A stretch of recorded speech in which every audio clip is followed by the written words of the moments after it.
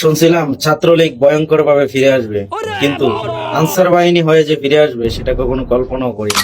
আজকের এই ভিডিওতে জানতে পারবেন আনসার বাহিনী নিয়ে বাংলাদেশে কি চলতেছে, আর বর্তমানে আনসার বাহিনী নিয়ে বাংলাদেশে কি চলছে, আর এখন বর্তমানে আনসার বাহিনী কোন জায়গায় আছে এবং কি কি করতেছে এই ভিডিওতে দেখতে পারবেন।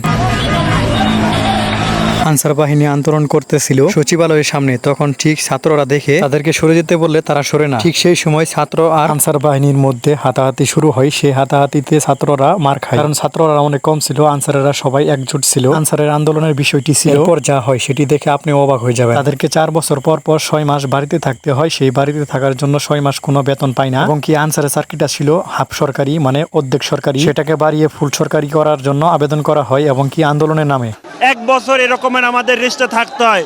তখন আমরা কোনো বেতন রেশন কিছুই পাই না। যে অন্যায় অত্যাচারগুলো হচ্ছে শুরু থেকেই, ছুটির টাকা খায়, রেশনের টাকা বন্ধ, থানা অফিসের টাকা খায়, জেলা কমিটির টাকা খায়।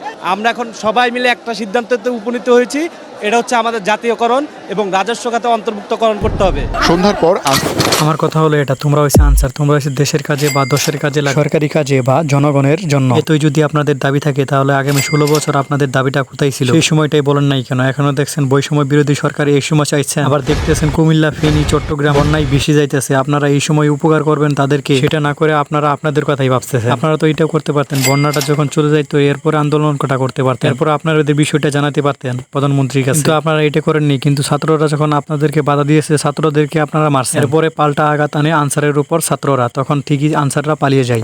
অর্ধ শতাধিক আনসার সদস্যকে ঘিরে ফেলে শিক্ষার্থীরা।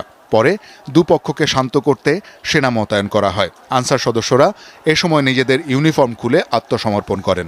পরে শিক্ষার্থীদের শান্ত করতে কথা বলেন সমন্বয়ক বা উপদেষ্টারা এবং একটি কমিটিতে তাদের কথাগুলো যৌক্তিকভাবে উপস্থাপন করতে, কিন্তু তারা আমাদের কোনো কথা না শুনে এখানে সচিবালয়কে জিম্মি করে তারা একটা অরাজক পরিস্থিতি তৈরি করতে চেয়েছিল।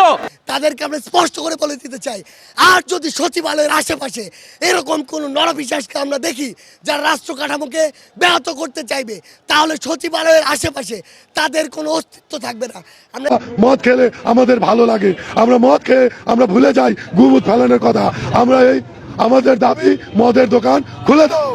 আমরা না খুললে পরবর্তীতে আমরা জোরদার আন্দোলন চালাবো। আমরা কাজকাম বিরত রাখবো, এবং কি আজকে থেকে কাজকাম বন্ধ। আমাদের সব পরিষ্কার পরিচ্ছন্ন কাম নাও। ठोक लीजिए, 5,000 लौटे दिख जाना चाहिए।